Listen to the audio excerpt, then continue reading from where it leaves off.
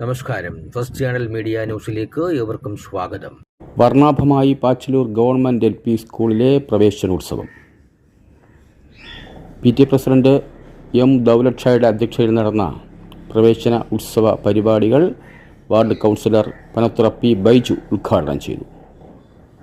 മുൻ headmistress RL Shobhakumari, techno park SC mentor solutions പ്രതിനിധി ജയകൃഷ്ണ, പാച്ചലൂർ പാറവിള എൻ്റെ നാട് ചാരിറ്റി പ്രതിനിധി ഫൈസൽ അഞ്ചാങ്കല്ല്, പൂർവ്വ വിദ്യാർത്ഥി പ്രതിനിധി Girija, senior assistant Jaya TV എന്നിവർ സംസാരിച്ചു.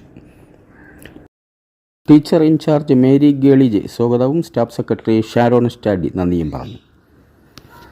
സ്കൂളിൽ നിന്ന് വിരമിച്ച ഹെഡ്മിസ്റ്റർ RL ശോഭകുമാരിയെ PTAയുടെ നേതൃത്വത്തിൽ ആദരിച്ചു.